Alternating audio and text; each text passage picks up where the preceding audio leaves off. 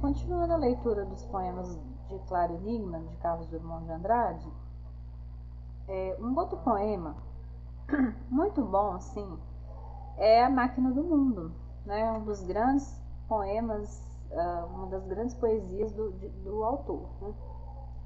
E essa Máquina do Mundo fica na parte 6 do livro, que, né, tem o mesmo nome. É possível ver o tema do desengano, da oferta ao poeta, da recusa e da perda. A máquina do mundo seria um tipo de obstáculo ao sujeito poético. Também é possível depurar do poema certa percepção melancólica do sujeito poético. Então ele tem uma percepção mais assim,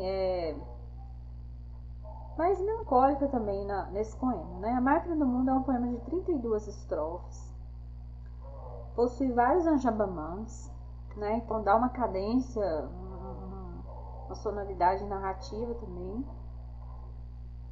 A poesia de Drummond remonta a algumas tradições, como a poesia de Dante com os tercetos, porque inicia com os tercetos, e principalmente a poesia de Camões. Então, nos primeiros tercetos, o autor começa quase que com um subjuntivo, que confere uma elevação, ao mesmo tempo não é uma elevação no tom tal como é feito por Camões, não é? Porque no Camões é uma epopeia, né?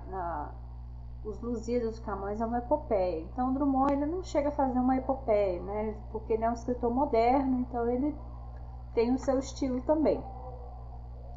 Então, o eu lírico descreve o próprio caminhar pela estrada de Minas, com o badalar do sino, algo que demonstra que está anoitecendo, diluindo na escuridão maior vinda dos montes. É nesse cenário que a máquina do mundo se entreabre. A partir da quinta estrofe tem-se a imagem dessa máquina.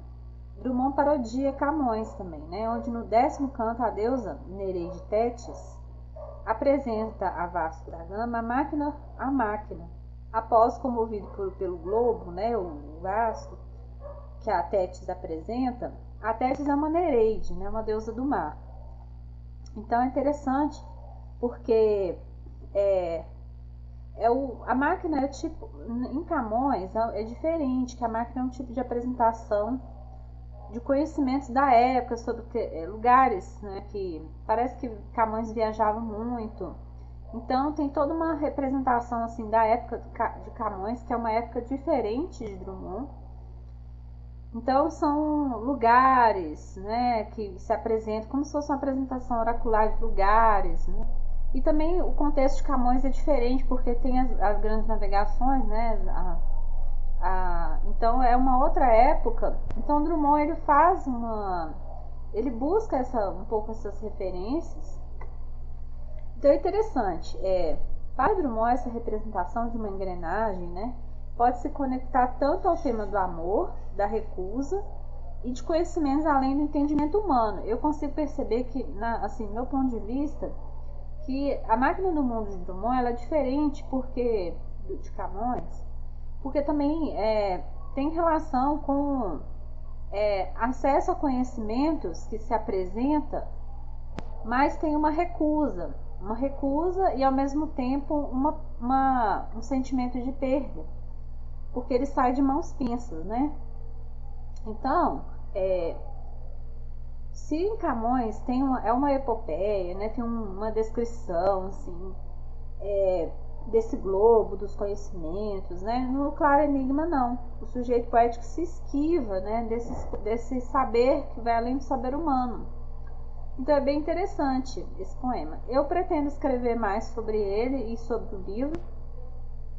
Estou fazendo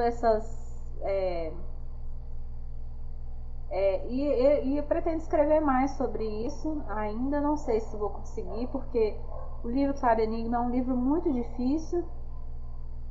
Assim como o autor brasileiro também não é fácil escrever sobre ele. E é isso.